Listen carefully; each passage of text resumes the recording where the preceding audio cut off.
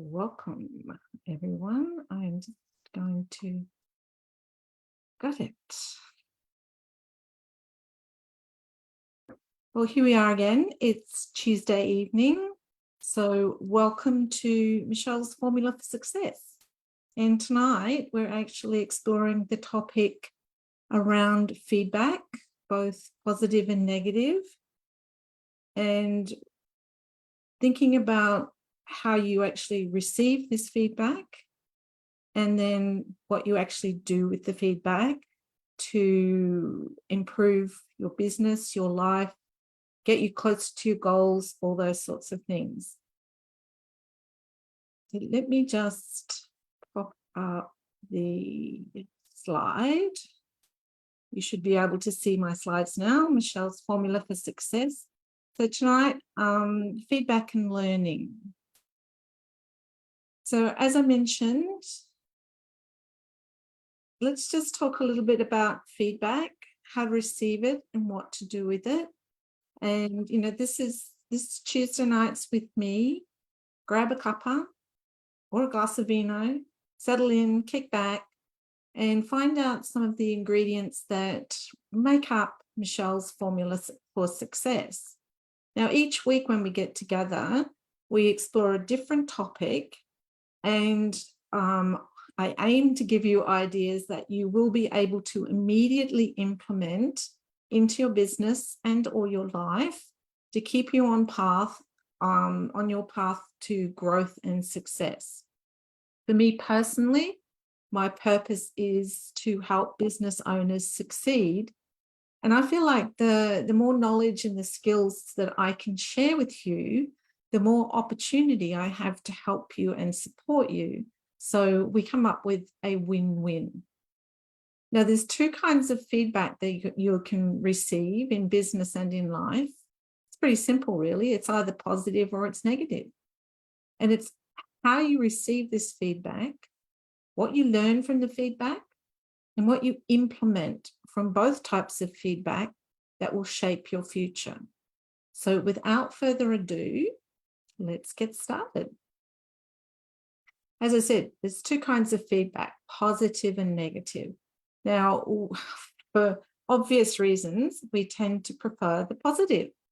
Results, money, praise, a raise, a promotion, satisfied customers, awards, happiness, inner peace, pleasure. Positive feedback it feels better. And what it does is it tells us that we're on course and that we are doing the right thing. And conversely, we tend not to prefer negative feedback, things like lack of results, little or no money, criticism, poor evaluations, being passed over maybe for a raise or a promotion if you're working in a job, complaints, unhappiness, inner conflict, loneliness, pain. But when you think about it, there is as much useful data in negative feedback as there is in positive. What it does is it tells us if we are off course, headed in the wrong direction, or doing the wrong thing. And this is absolutely all the stuff that we need to know. In fact, it's actually so valuable that one of the best things that you could do for yourself right now is to change how you feel about negative feedback. So as a start, how about looking at it as an improvement opportunity? Think about how you can improve what you're doing, how you can do something better, how you might correct your behavior to get closer to what you want. More money, more sales, a promotion, a better relationship, better results, more success in business.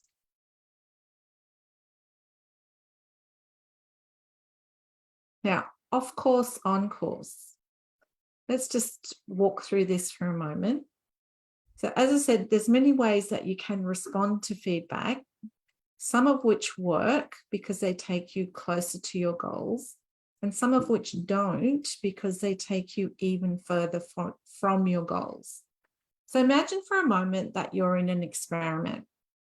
On the other side of the room is a volunteer who represents the goal that you want to reach. Your task in the experiment is to walk across the room to where he or she, I'm just going to say he for the volunteer, just for the sake of simplicity, but it could be she. So your task is to walk across the room to where he is standing, and that means you have successfully reached your goal. And around the room, there are a number of observers. So the volunteer's role is to act as a constant feedback mechanism. Every time you take a step, he will say on course if you are walking directly towards him, and off course if you're walking the slightest bit off to either side. So then you begin to walk slowly toward the volunteer. Every time you take a step directly toward him, the volunteer says on course. Then every few steps you deliberately veer off course and the volunteer says off course, so you immediately correct your direction. Then every few steps you veer off course again, and then you correct in response to his feedback of off course. So after a lot of zigzagging, you will eventually reach your goal. But when you ask the observers which feedback the volunteer gave more often, the answer is always off course. So here's the really interesting part that I want you to think about in this hypothetical experiment. You were off course more than you were on course, but you still got to your goal simply by continually taking action and constantly adjusting to the feedback. Now, when you think about it, the same is true in business and in our lives. Now, what are some of the ways of responding to feedback that really don't work? So when someone gives you feedback, there are 3 possible reactions that don't work. And the first one is crying, falling apart, caving in, and giving up. Now, this is simply ineffective. It may temporarily release whatever emotions that you've built up in your system, but it literally takes you out of the game. It immobilizes you.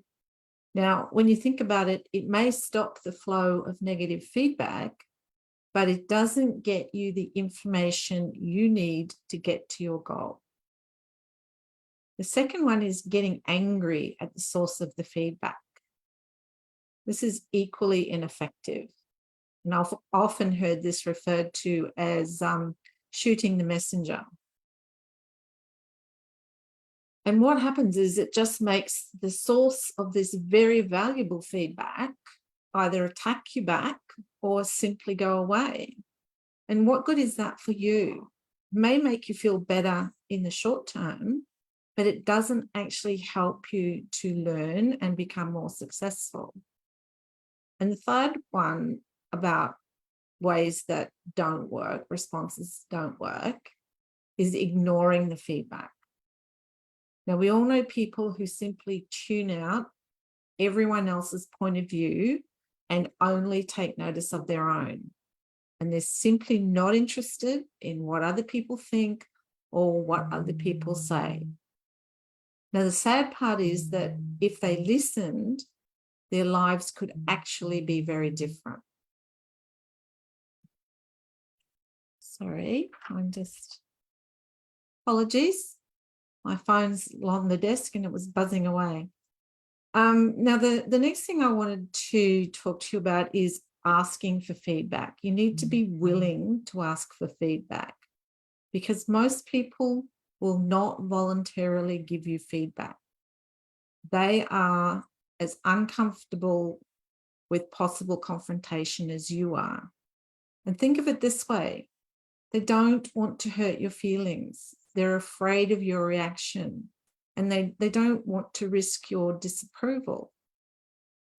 So to actually get open and honest feedback, in most cases, you're actually going to have to ask for it and you're going to have to create a I'm going to call it a safe space or a safe way of asking, so that the person that you're asking knows that it's okay to give you negative feedback, and you're not going to shoot the messenger, and you're not going to argue with them. You're simply going to say, thank you. Now, it's an understandable conundrum, and, I feel the same. There are times when you don't actually want to ask for feedback because you don't want to hear what the person has to say. But if you don't face that, and if you just let yourself be afraid of what you might hear, then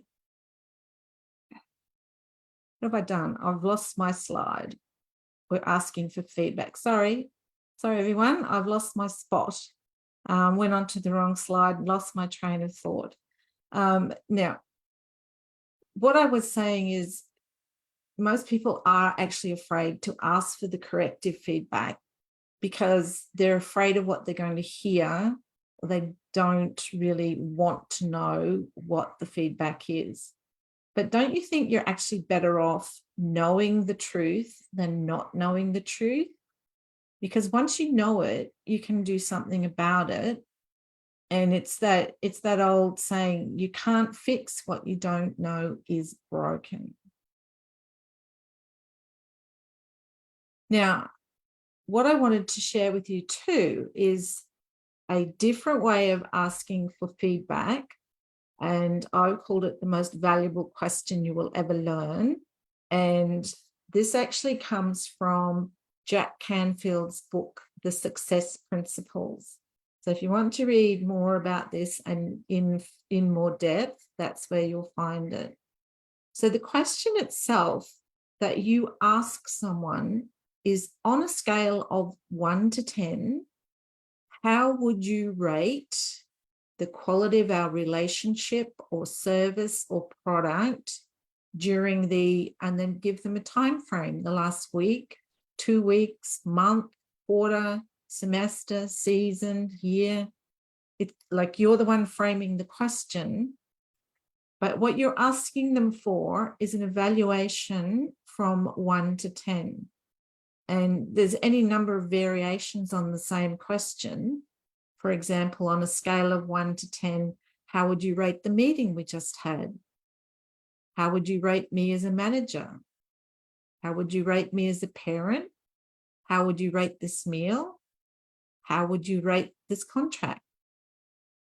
Now, the key thing here is any answer that gets less than 10, you ask the critical follow-up question, which is, what would it take to make it a 10? Now, this is the part that makes this information really, really helpful. This is where the really valuable shit comes from, because the answer to the first question tells you that a person is dissatisfied, but not the reasons why. So when you get the answer to the second question, what would it take to get to a 10? Then you actually know in detail what will satisfy them, and you have the information and often the steps and the outline of what you actually need to do to create that winning product, the fabulous customer service, or to improve your relationship. And it makes sense, doesn't it? Because, instead of you trying to figure out why you're not at a 10, why don't you simply just ask people? Now, I want to talk a little bit more about 3 key points that I'd like you to take away from this tonight. And the first one is listen to the feedback. So whether we ask or not, feedback comes to us in many different forms. But whatever it is, it's important to listen. And when you think about the hypothetical experiment, so you listen, you take a step, and you listen. you take another step and you listen. If you're hearing off course, and that could come in many different forms, take a step in the direction that you believe may be on course and listen. Listen externally to what others may be telling you, but also listen internally. What is it your body, your feelings, and your instinct, what are they telling you? And whatever feedback you get, never ignore the yellow alerts. Never go against your gut. If it doesn't feel right to you, it probably isn't. Now, the second one is all feedback accurate? And the answer is no. Not all feedback is useful or accurate. What you actually have to look at is, where is the feedback coming? Consider the source. So some feedback, for example, can be distorted by the perceptions of the person giving you the feedback. So let me give you an example to try and explain that. So if your drunk partner tells you you're a no good so-and-so, that's probably not accurate or useful feedback. But the fact that your partner is drunk and angry, however, is feedback that you should listen to. Now, I'm not implying that everyone has drunk partners. I was using that simply as an example to explain what I meant. And the third one is look for patterns. You know, if several people are telling you the same thing, there's probably some truth in it. You know, like if one person tells you that you're a horse, then they're probably crazy. But if 3 people tell you you are a horse, that's really hard to say. There's a conspiracy afoot. And if 10 people tell you that you're a horse, then it's probably time to buy a saddle. So why resist it? You know, you may get to be right, but the questions you need to ask yourself is, would I rather be right or be happy? Would I rather be right or successful?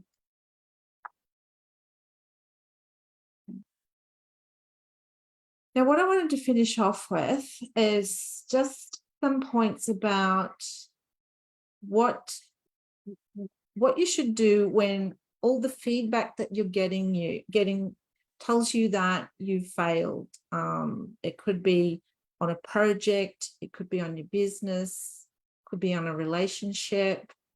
There's all sorts of things, but when all the indicators are saying you've had a failed experience, there are a number of things you can do to respond and to keep yourself moving forward, because, you know, it's not an easy time to go through when you acknowledge that you've had a failure experience.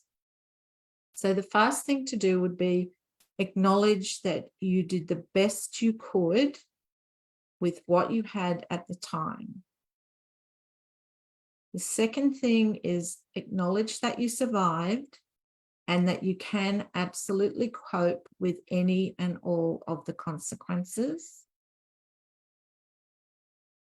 And the third thing, and this is really important, write down all the insights and the lessons that you learned from the experience, and make sure that you keep these front of mind, particularly when you start something new. And number 4 is make sure to thank everyone for their feedback and their insights. And then we'll go on to the next slide. And the next one is clean up any messes that may have been created and make any apologies that might be necessary. Don't try to hide the failure, own it and move on. Now, the same as I said, it was important to look back and review the lessons you've learned. Like it's also an important time to go back and review what you did well and your successes, because you've done many more things right than you have wrong. And during periods like this, it's really important to remember that. The next one is regroup. Be kind to yourself. Spend some time with positive, loving friends, family, and co-workers who really can reaffirm your worth and simply be there to help and support you. And last but not least is refocus on your vision. Incorporate the lessons that you've learned, recommit to perhaps your original plan or create a new plan, and then get on with it. Not easy, but if you work your way through a process like that, you will come out the other side a wiser, more knowledgeable person, and with better equipped to hit the goals that you want to achieve. So I thought I'd add an action step for this week. So what I want you to do is choose someone in your circle or your network. Could be your partner, could be a family member, business colleague, a business contact, a client, anyone really. And if you're not sure who to choose, perhaps by thinking about what area of your business or your life could be improved, then think about asking the appropriate person that could give you the feedback about that area in your life. Now, for me, I'm going to ask one of my long-term clients, and we're going to use the question that I popped up before. On a scale of 1 to 10, how would you rate the quality of, and as I said, relationship, service, product, and give them some sort of time frame? And if they come up with anything less than a 10, ask the follow-up question, what would it take to make it a 10? And if they come up with 10, then give yourself a huge pat on the back, because you're obviously doing something really, really well. Now, a key part of my Foundations of Success program is working with people just like you to understand exactly where you are right now and what we might need to do to get you to where you want to be. So if what we've talked about tonight has got you thinking, and you'd like to explore this or any of the other topics that we've talked about in the last few weeks, go further in depth how it relates to you specifically, and how we can create change in your business and in your life, then let's have a chat and work out what is the best strategies for you. So just imagine what it'd be like to have me as your coach, and we could work through different strategies such as these, if it's appropriate, and we can get your business and your life exactly where you want them to be. So don't wait. Comment on the post. I think there will be a link in the comments. I'm not sure. But if there isn't, just do a comment, put your hand up, say, I want to talk to you, or just send me a message and say, let's chat, and we will organize a time. And all that is left is for me to say, thank you for joining me this week. I'm always hoping that whatever I share with you each week, some little point is going to help you. And I always look upon it, if I listen to a podcast or I read a book or I attend a webinar, if I can learn one new thing that I can implement that's going to help me or my business or both, then it's never time that, I'm not going to say wasted, but it's a good investment of my time. Let's put it this way. So next week, I'm going to be talking around a quote. Now, this quote is from a gentleman called Bob Nardelli. Now, he is the former CEO of Home Depot and Chrysler in America. And he quoted, I absolutely believe that people, unless coached, never reach their maximum capabilities. So we will have a discussion around that, and you can let me know whether you agree or disagree. So thank you once again, and I really appreciate you sharing your time with me every Tuesday night, and I look forward to talking with you soon. And what I will say before we go, always remember you have everything you already need within you. You just need to find it. Thanks, everyone.